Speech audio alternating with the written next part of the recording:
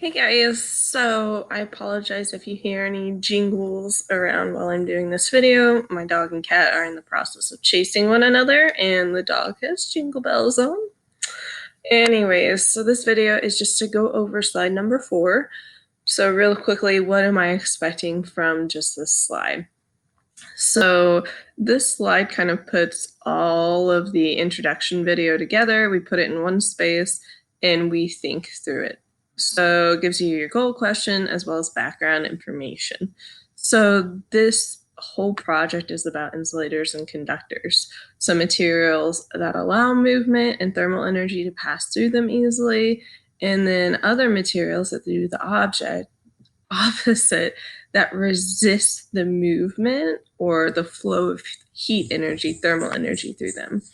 So the first thing that I wanted you to do is this independent variable, what we change. So the independent variable is basically what we are changing in this experiment to figure out what we want to make Olaf's code out of. They're ridiculous. What we want to make Olaf's code out of, so we keep Olaf in the best shape possible, right? So what are we actually changing in this lab to see what will happen? Okay, so I want you to think, what are we purposely testing to see what will happen? If you said the types of cups, the different materials, you'd be right. Our dependent variable, though, let me change colors here. This is in essence basically our results.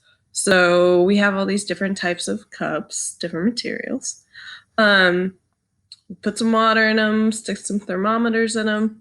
What are we observing? What are we waiting to see what happens? What are our results? What were those results? So look at slide number 7. Pause. Look at slide number 7. What are those results? Has to do with temperature, right? The temperature after 5 minutes, 20 minutes, 30 minutes. So in essence, we're trying to see, okay, which material is going to keep Olaf at his temperature so he doesn't melt in the summer, right? He's ridiculous. I'm sorry. He has something and he's shaking it. So if you said the temperature of the water after the 5, 20, and 30 minutes, you'd be right. Next up is our constant variables. So these are the things we are sure as we go through this experiment, because keep in mind, none of the 7th grade science teachers are there again today. Multiple reasons why. But keep in mind, we can't do the lab together. That was our original plan. So Mrs. Cox went in and did the lab already for you all. So constant variables.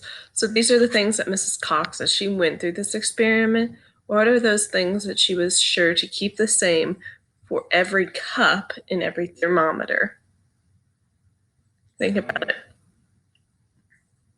If you said amount of water, that'd be correct. If you said temperature of starting water, you'd be correct. You could also put in their type of thermometer because they were all the same type. They all came from the same website on Amazon.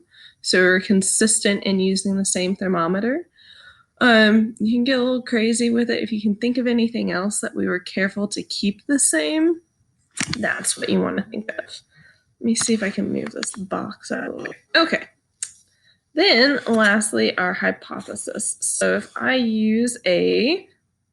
put in whatever type of cup you'd like to use, then the temperature of the water will increase or decrease the slowest. So if I use a styrofoam, if I use a metal, if I use a plastic cup, you choose one material, then the temperature of the water will increase the slowest or decrease the slowest. So I want you to think of whether it will change the temperature a lot or not. And then I think this will happen. So just explain your thinking on why you chose that material and then why you think it will either increase or decrease. Have a great day.